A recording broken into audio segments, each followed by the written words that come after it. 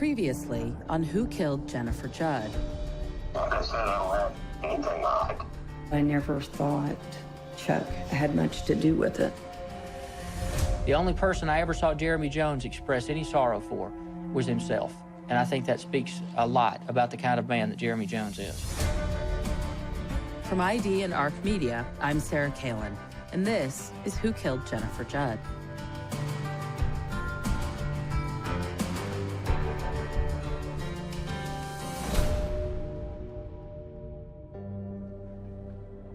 When I first contacted the Cherokee County Sheriff's Office, I only knew the basics of the Jennifer Judd case. I'd listened to the Jeremy Jones confession tapes. I knew that a friend of Jennifer's was long suspected of the murder, and I knew how Jennifer died. That's really it. 4 months later, I have the complete cooperation and partnership of the Cherokee County Sheriff's Office. I am in frequent contact with two of Jennifer's close friends, and most importantly, her beloved husband, Justin Judd. Justin, Chris, and Michelle have shared so many details about Jennifer.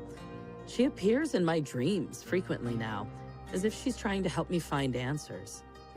I see the love in Justin's face as he describes the night he met her.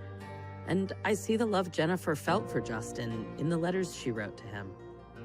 In a birthday card from 1989, "Hey, precious baby, you will always be that special person in my life, no matter what happens. I love you very much and always will. Believe me, one of these days, I will be Mrs. Justin Judd. I promise. Love you muches, Jennifer D." In a letter from May 20th, 1990. "Dear Justin, boy, you got it, another letter. How can you get so lucky? I mean, a girlfriend who loves to write you letters? You probably know why I'm typing this letter, because I love you so much. If I had my way, we would win the lottery and be married tomorrow. But you know how it is. I am ready to start setting a date and getting things ready. Like start looking for a house, wedding date, kids, when and where, just things like that. Hey, babe, I am ready. I am ready to start out on our own." It is so incredibly clear that Jennifer loved people with her whole heart. And the people around Jennifer loved her very much. Everyone I speak with tells me that Jennifer's parents, sisters, and grandparents absolutely adored her. I reached out to them, and they chose not to participate in the podcast. I completely respect and understand their decision. The sheriff called the family on my behalf to assure them that I am here with good intentions and with credentials. I'm hoping to solve this for them, for Justin, for Jennifer, and for everyone who loved her.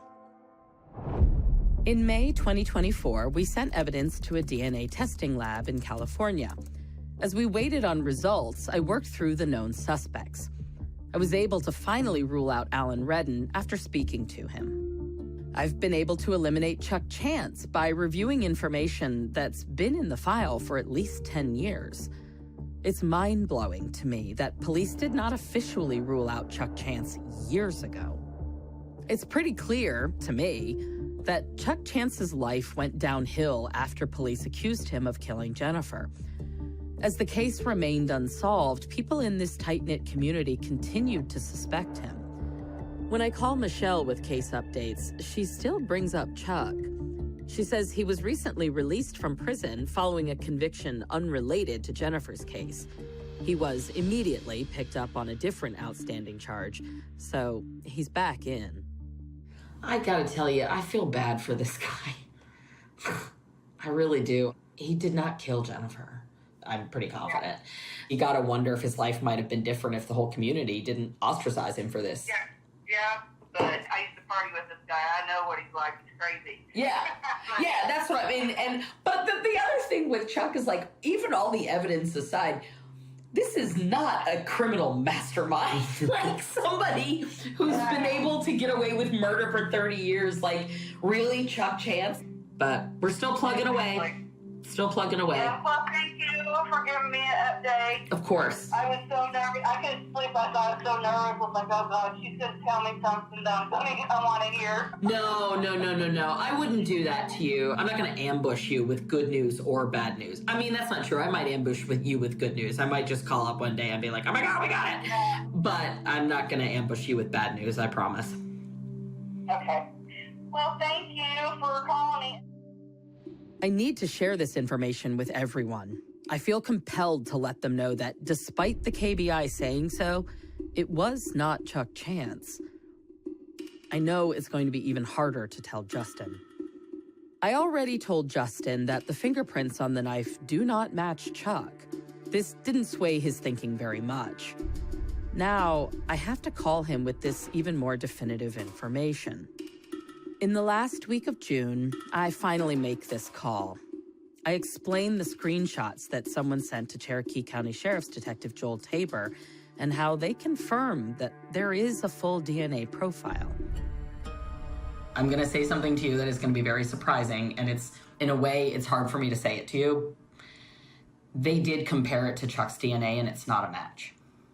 Really? They got a full profile, and these screenshots that this person sent are very blurry. And we're trying to get the actual files. KBI swears up and down they have sent everything. And Joel is saying to them, no, you didn't, because we know there's a profile and we don't have the profile. So we're still working on that. But in the meantime, because we have now located those same pieces of evidence, it is my hope that we can get stuff off of those same samples. The bad news is that means KBI has had a profile for 10 years and not done anything with it. Yeah. I could turn out to be wrong. It could be that they ran it in CODIS, but, they haven't really moved beyond that, and they've continued to allow people to believe that Chuck did this with 99% certainty, as they phrased it. And they have known since 2000 that it wasn't his fingerprints on the knife, and now they've known since 2014 that it's not his DNA at the scene. I've told you what I thought and why I think and stuff, and it's still, everything he did that day makes no sense. I know, and there is a part of me that feels like you may never fully believe it, because you've spent 32 years being told by people who should know, some version of this is what happened. And it's very hard to unlearn that. You have not done anything wrong in believing he did it. You have been told that over and over and over and over and over again. And of course you have your own memories from that day and stuff. And, his behavior may have been really weird, but one, there's no way there was more than one person at that scene. That is not the scene of a multiple offender. Even in, Like I said, it took the KBO a lot of convincing to get me to even, because he was a friend of ours. He's a friend of hers before he was a friend of mine. Yeah. And all that. And the little things like the phone call, him calling me and telling me that he didn't go to his sister's house, but he told me he went to his sister's house. Yeah, that one's weird. Theirs, so, and he knew that they had checked everything out, and he knew there was a babysitter there, and he knew the babysitter verified that he did not go there to change clothes. Little things like that. Yeah. Stopping at the house, and if he knew I was at work, why didn't he just go to my work instead of stopping at the house? And if he didn't talk to anybody at the house, how did he know I was at work? One vehicle's there, one vehicle's gone. Newlyweds, they're probably gone in that vehicle somewhere. Him going to my work makes no sense at all. Yeah, I don't know. I do know that we're able to verify everything before 10 a.m., where he says he was, through witnesses, right? And this is all the way back then, and I've also, done. Justin and I are on the phone for more than an hour. We discuss case details that have not been made public, and I cannot share here. I'm torn about sharing any of this, honestly, because this is dredging up demons long ago buried. How are you feeling? I mean, this is a lot. A little numb. I need a drink. Yeah, me too. Are you going to be around people tonight? Probably not. I'll probably make me a margarita and go lay by the pool for a few hours and come back and crash. I got to get up early and work in the morning. Okay. Are you going to be okay? Yeah, I'm fine. You say that, but you know I have never believed you once when you say that, right? I've dealt with this for so dang long, and to be honest, the worst of it was finding her. You know, not knowing all these years, you know, it's been hard and stuff like that, but none of it's as hard as that moment. I will never, ever forget that feeling, ever.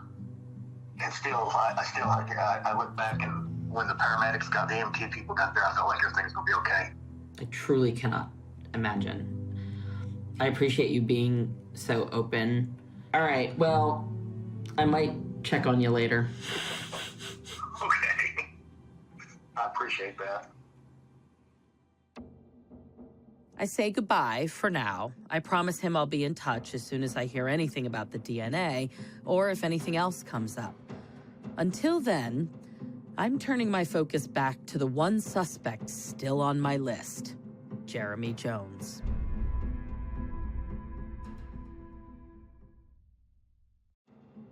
For years, the only way to tie Jones to this case was his own confession. The same is true for the murder of Paula Barnett's sister, Doris Harris, and Doris's boyfriend, Danny Oakley. Same, too, for the murder of Danny and Kathy Freeman and the disappearance of their daughter, Ashley, and her friend, Laura Bible. Another man was ultimately convicted in the Bible Freeman case, but Laura's cousin, Lisa Bible Broderick, isn't certain they got the right guy. Or at least, not the only right guy. There's been times that I'm like, I really think we need to look at Jeremy. Well, they tell us not to.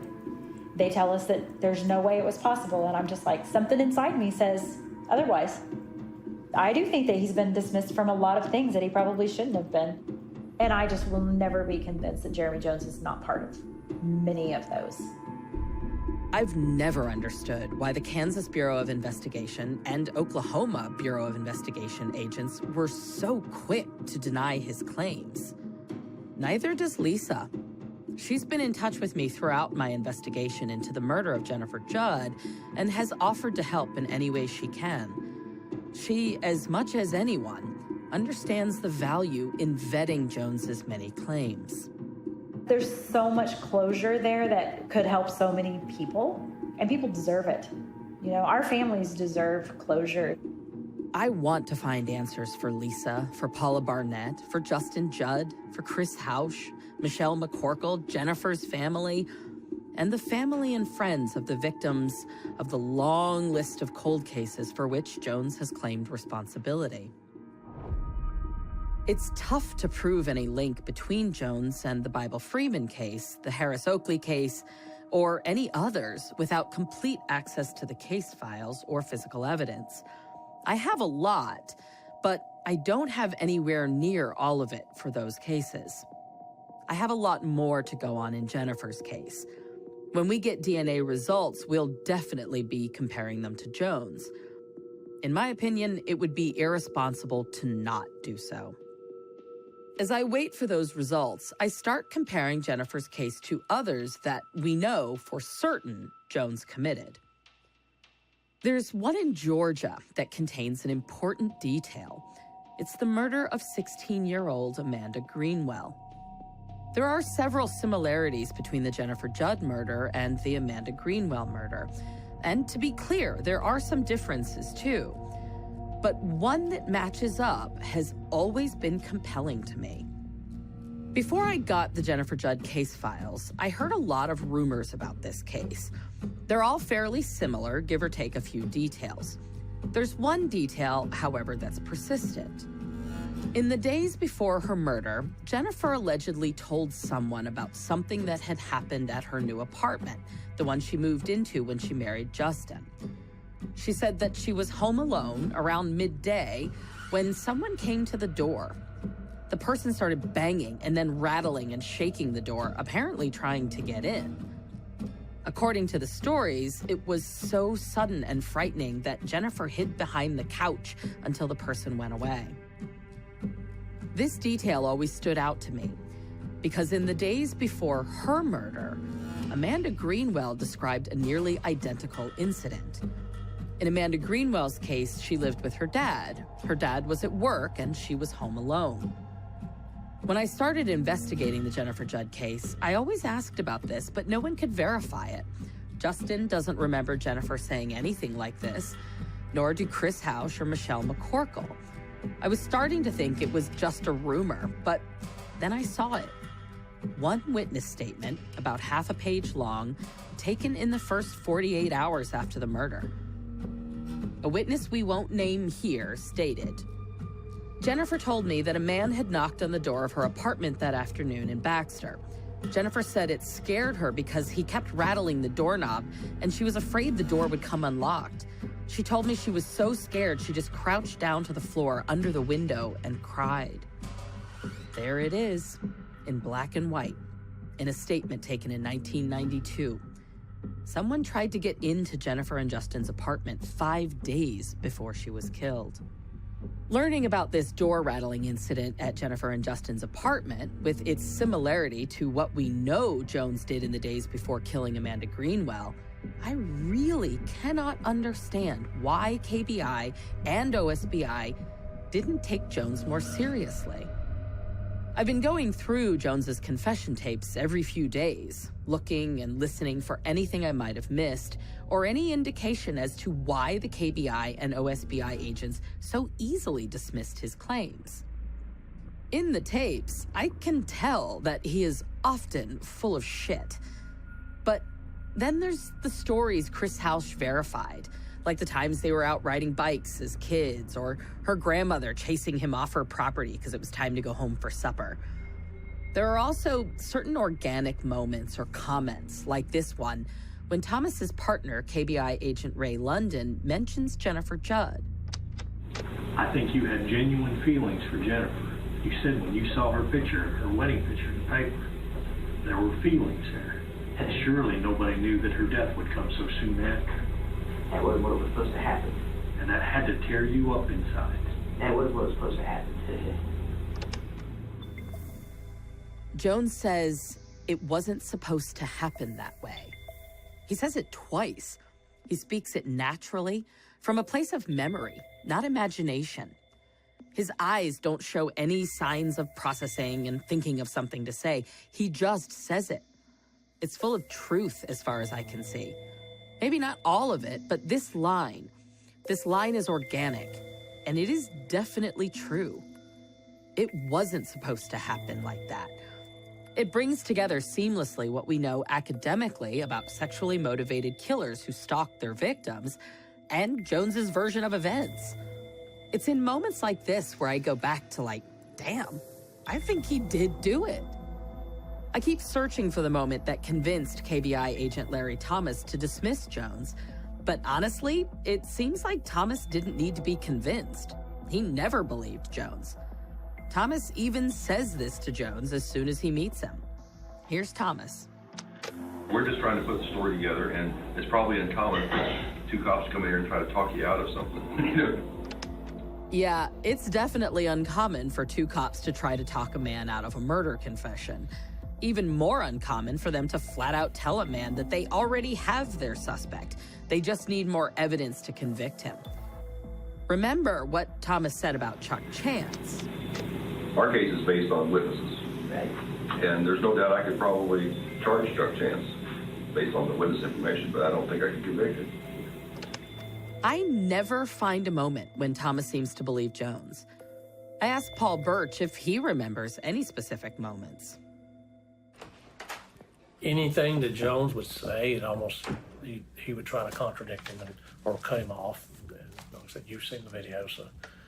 And there came a point in time where, he did tell basically the same story. And there came a point in time during an interview where Thomas kind of did like a gotcha moment. Thomas asks Jones to draw a map of Jennifer's apartment. And Thomas was like, no, I know you're lying because that's not what it looks like. And, he had this brochure of the layout of the various 2-3 bedroom apartments. Jones didn't bend. He's like, I'm telling you, this is what the apartments look like. This is where our body was. He was very specific about it. The other KBI agent steps out of the room. I don't know the other person's name, but he went outside for, several minutes. made some phone calls, I'm assuming, and come back and said that, look, at the time the murder happened, that's exactly what the apartments look like. They've been renovated since then. Thomas is right. The map didn't match the current layout of the apartment. Thomas uses this as a reason to immediately dismiss Jones. But Jones is also right. The map he drew matched more closely to the layout of the apartment on the day Jennifer was killed. The owners renovated the apartment in the years between the murder, which was in 1992, and this conversation, which took place in 2005. This moment passes quickly on the tape, but it's important. The other agent confirms that Jones's drawing matches the 1992 layout. Still, Thomas doesn't change his stance. He maintains that Jones is lying. Why? The map might have changed Thomas's assumptions. Instead, Thomas doubled down, and it's confusing to me because when Jones drew the map, he included an obscure little utility closet in the kitchen. He actually mentioned it specifically, like it stood out in his memory of being inside that apartment. Justin Judd told me he doesn't know of Jones being in the apartment ever. He also confirmed that Jones never lived in the other half of the duplex, another falsehood that has rumored its way into accepted fact in the narrative of this case. The map that convinced Thomas that Jones was lying, it's what helped confirm for Paul Birch that Jones was telling the truth. I don't know what more you need, especially when you have nothing else. When they dismissed his claims, KBI agents blamed Birch and fellow Mobile County investigators.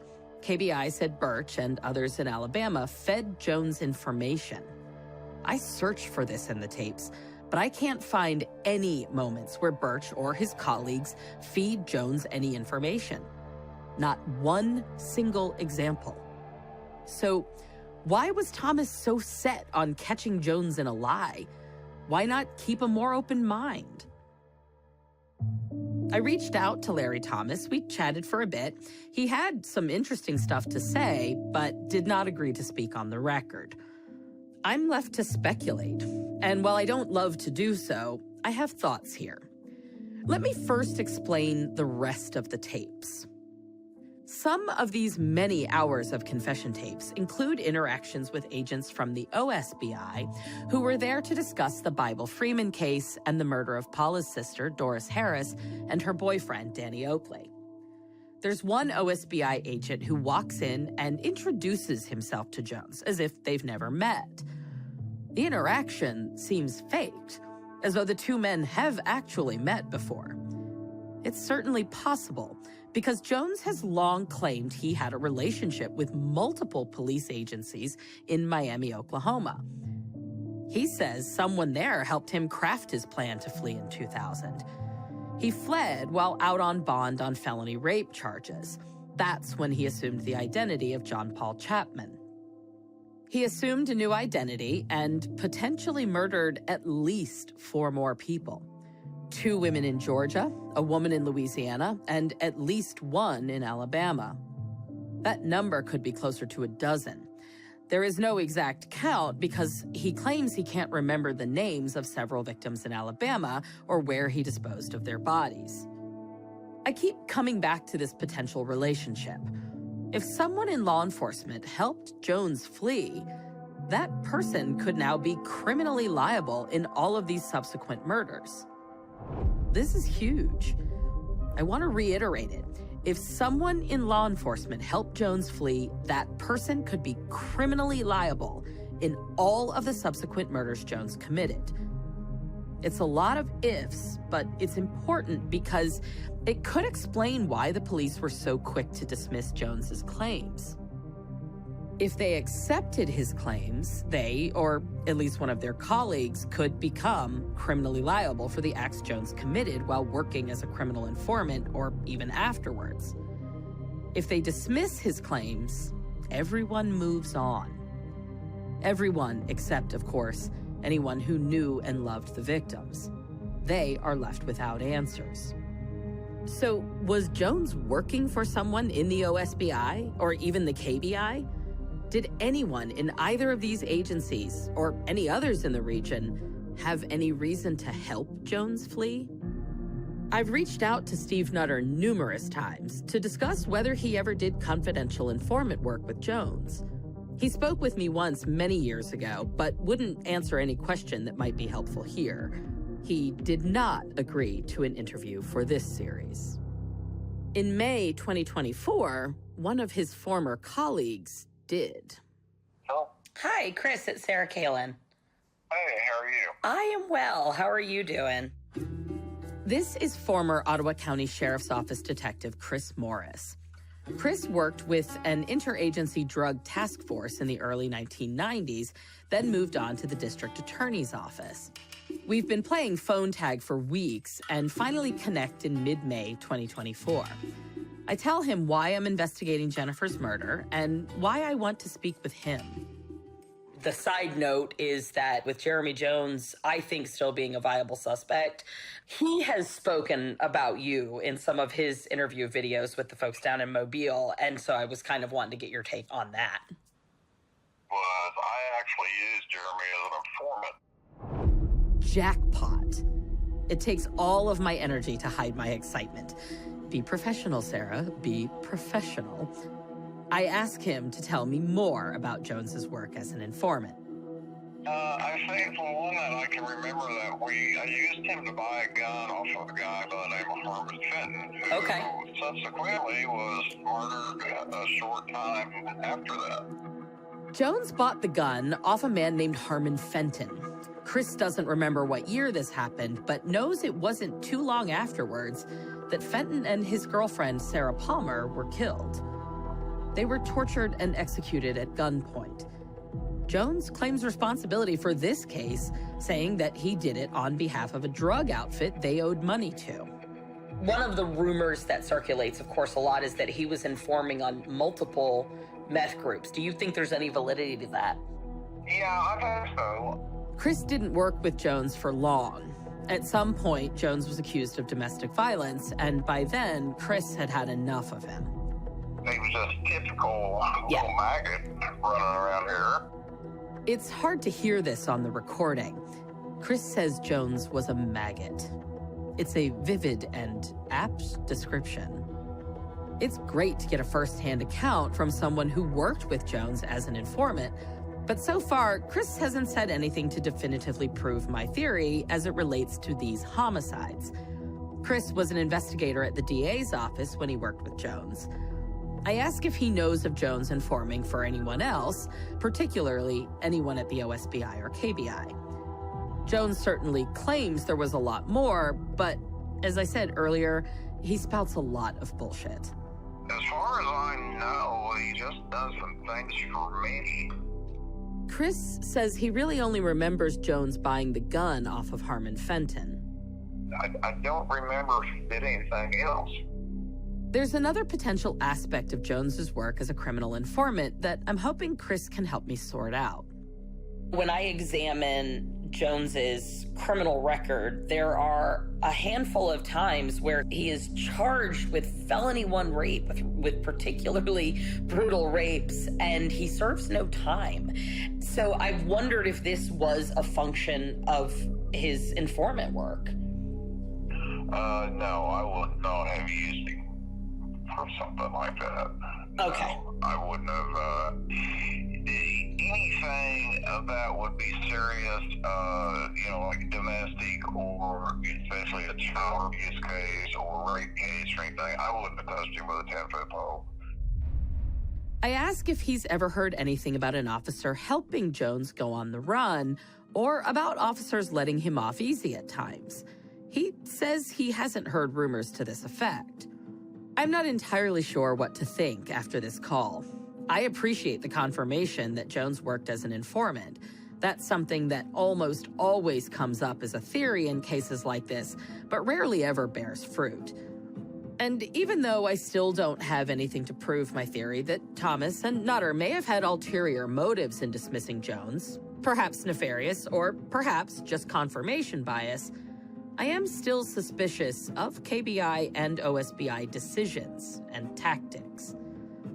I might be off base. It's not like the cops consistently let Jones off scot-free. He got arrested over and over and over. Then again, he never seemed to have to pay a price. Burglary, grand theft, possession of narcotics, domestic violence, rape. Repeatedly charged with first-degree felony rape, Jeremy Jones never received any sentence harsher than probation. In 2000, he violated one of these probations when he committed another rape. The police planned to issue a warrant for his arrest. Before they got the chance, he fled and wasn't heard from again, at least not as Jeremy Jones, until 4 years later when Paul Birch caught up with him in Mobile. I wish someone could tell me this is just a lucky coincidence. But as an investigator, I'm keenly aware that it's okay to chalk one thing up to coincidence. When things start to pile up, we simply stop believing in random acts of the universe. I really don't think that's what we're dealing with here, because there's one more thing that makes me think someone was at least somehow tipping off Jones. It's the discovery of a fingerprint on the knife used to kill Jennifer Judd. I think he got word somehow, either deliberately or just by chance from being around the right people, that they'd found a print, and he knew it might match him, so he fled. I'm holding these two distinct possibilities in my head. One, that Jones's other work as an informant led police to dismiss his claims in order to protect themselves, because they realized they'd gotten way out of their depth with him. The other, that a friend in the department tipped Jones off to the print and Jones fled. Neither scenario looks good for local or state cops in Oklahoma. I'll keep trying to get a KBI agent on the record to talk about Jones. An interview could help me parse Jones's statements, but maybe I don't even need an interview. Maybe the DNA results will be enough to determine who killed Jennifer Judd. Or maybe we'll get clarity from Jones himself. In June 2024, he started calling Chris Hausch, and he has quite a lot to say. Larry J. Thomas is the head of the KBI. Okay, he come down and talked to me. He said, Jeremy, I know you didn't do it. I know you didn't do it.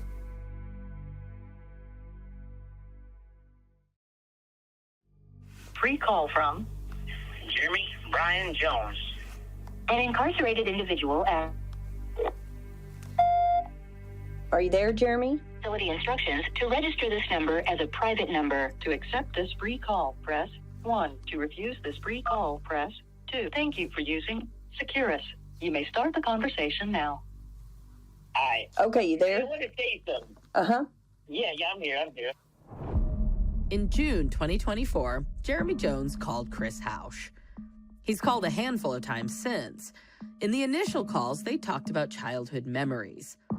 On a call in early June, Jones dove straight into a story about how much the prison guards like him. I have so many officers here that says, Jeremy, I wish I could get you a furlough and take you home for a weekend. You know? Yeah. I got at least 20 officers that take stand for me for a character witness, right? You know, because they're like, dude, I was home last night, I was watching TV, I told my wife. My wife is saying, is that that guy you work with? He said, yeah, that's him, but that ain't him. That story is not the guy I know. The guy I know is not that guy you're talking about on TV. You know what I mean? Well, see, that's the way I am. I still think about us being little kids or in high school. I'm not a serial killer, Chris. I'm not. I'm just one of them good old country boys that was out of town, got the wrong place, wrong time, and I thought I could get back home to Oklahoma by saying I did something in Oklahoma. I didn't want to be in the South. You know? His claims here merit so much response, but I'll try to keep it to a minimum. For starters, he wasn't in the wrong place at the wrong time. His prints, his DNA, witnesses, his conviction in the Lisa Nichols murder is airtight. He did that. And in spite of his claims to the contrary, Jones is actually extremely smart and quite well versed in the American criminal justice system after so many years in and out of it. He was never going to be sent back to Oklahoma, even if he claimed responsibility for crimes there when he was facing capital murder charges in another state. And he knew that damn well. And not to quibble over semantics, but is Oklahoma not the South? Maybe that one is just me. I'm literally going to go to court in June, like June 11th. I go to court for a Rule 32 hearing. 90% chance I'll get a new trial, and there's a chance I could just get my walk scot-free girl. I got two of the best false confessions experts. Do you understand I get 400 hours of interrogation? 400 hours of interrogation.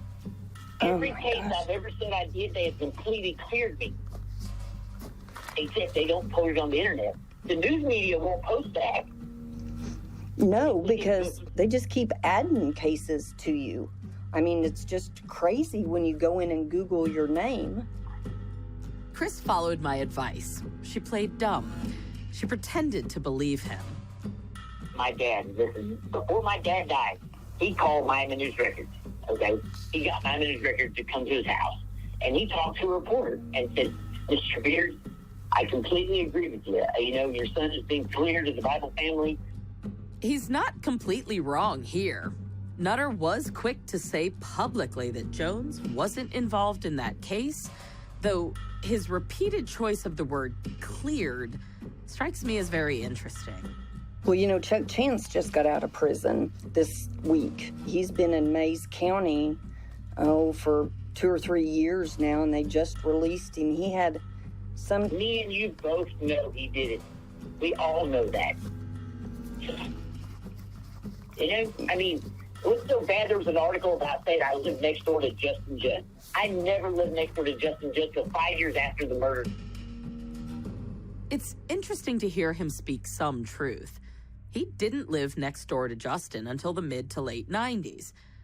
But his statements to Thomas in 2005 were pretty clear, almost to the point of being annoyed at having to explain it. He said more than once, Chuck did not do this. I didn't even know Justin. I mean, I know Justin and me never really got along. It's almost as if Jones knows what I want to ask. Chris doesn't have to say much. Jones just goes there. Larry J. Thomas is the head of the KPI. Okay, he come down and talked to me. He said, Jeremy, I know you didn't do it. I know you didn't do it. He's a very nice guy. Literally, he has all my statements, 400 hours of statements. Yeah, I have an uncle back in the day, Bob Barrett. He was a Kansas Highway Patrolman, retired. So he told me, he said, listen, man, Jeremy, he said, I'm going this weekend to your Uncle Bob. He said, we're going to sit down in his basement, and we're going to watch all these interrogation tapes. You know what I mean? He said, man, he said, it was so hilarious. He said, if you was in Kansas right now, you wouldn't even be in jail for this case. He says, there's no judge who would allow any statement in there that you gave in it 200 hours. I thought it was 400 hours, Jeremy.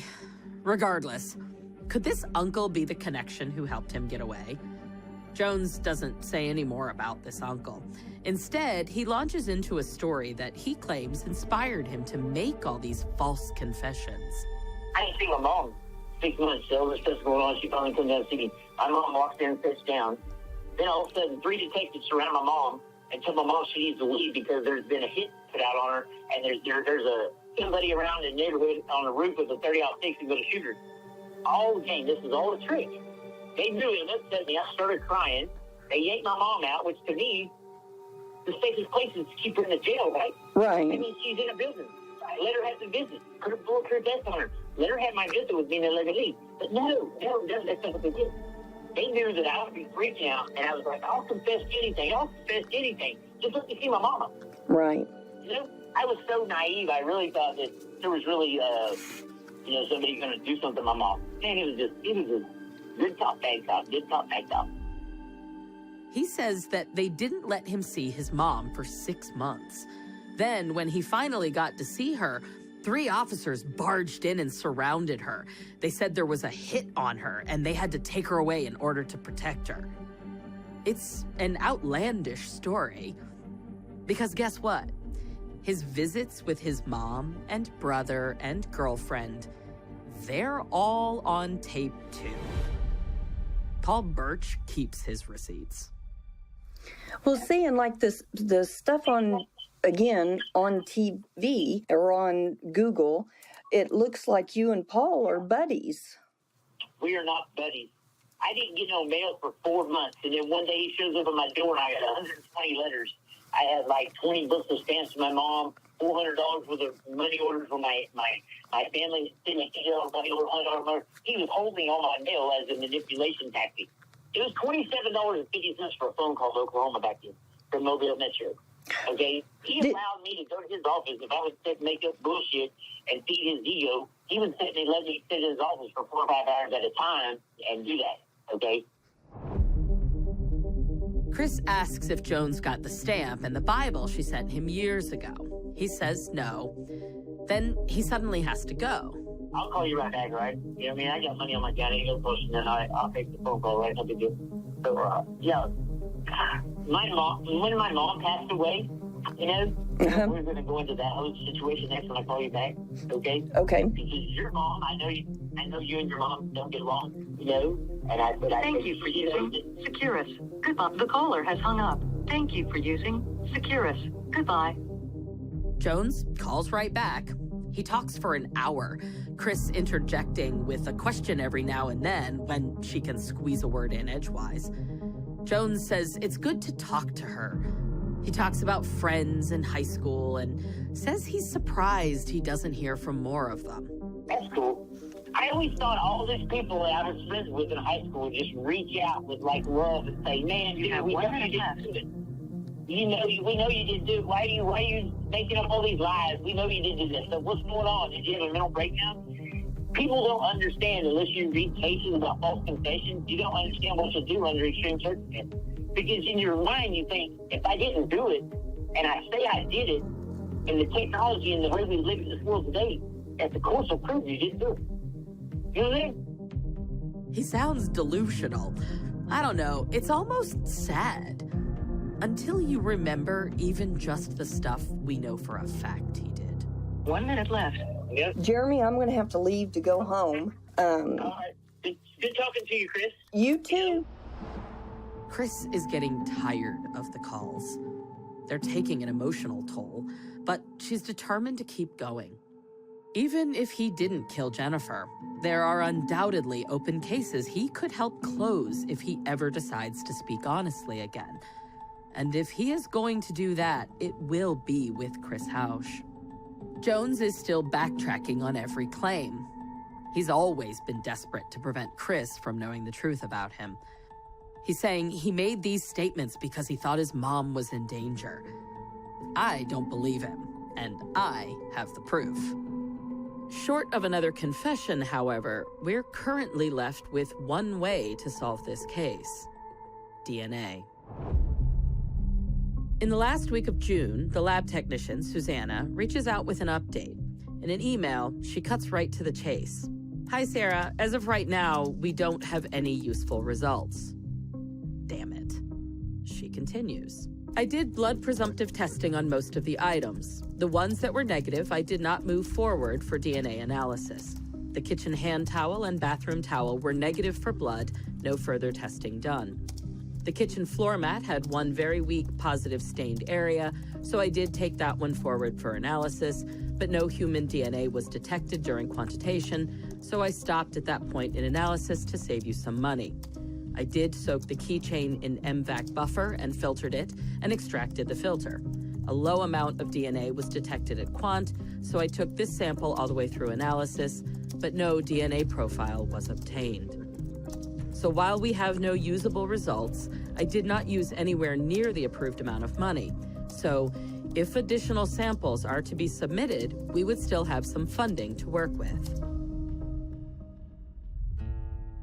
This isn't the news I wanted. I make my round of calls. I try to reassure Justin, Michelle, and Chris. It's not the news they're wanting either. Okay. I know. It is by no means, like, anywhere near the end. You know that, right? I know. I just was really hoping you would have good news. I know. Me too. It's disappointing, but there's a silver lining. Susanna quickly realized the samples were too degraded and stopped working on them. That means much of the budget is preserved, and that's really important when we're talking numbers with a small police agency. If we send more, we can get it tested at no additional expense to the Cherokee County Sheriff's Office. And as of early June, we have more to send. We've tracked down the missing evidence. I can now finally send the knife that was left lodged in Jennifer's back and the clothes she was wearing. I hope these samples were better preserved. We know that KBI pulled a profile off them in 2014, and that gives me hope. I'm also holding out hope that KBI will share the details of that profile. For now, they have only sent that one CD-ROM with more than 500 files on it. Joel has not been able to find any DNA profiles on that CD-ROM, but he's still digging and still pestering the KBI as he sees fit. In 5 months on the case, we were able to rule out a suspect who has remained under suspicion since the day Jennifer Judd was murdered. We've sorted through the case files, ruled out Chuck Chance and Alan Redden. We know we have a full DNA profile of the killer. Well, KBI has one. But we think we can now get one of our own. We know there are full prints and profiles on the murder weapon and her clothing. We will get those results in the coming months. When we do, we'll either confirm Jeremy Jones's original confessions, or we'll confirm his more recent denials. Either way, we'll be able to move forward. We will at long last know who killed Jennifer Judd. And when we do, we will be back to solve this case once and for all. Who Killed Jennifer Judd is produced by ARC Media for ID. Our network executive producer is Meredith Russell. This series is hosted and written by me, Sarah Cailean. Our senior audio producer is Danielle Elliott. Our associate producer is Imani Leonard. Executive producers are Zachary Herman and me. Score is by Travis Bacon. Sound editing and mixing is by Dean White. Audio engineering and editorial feedback provided by Josh Wilcox at Brooklyn Podcasting Studio. Forensic research provided by Jennifer Leahy. Archival clips provided by 2023 Griffin Media.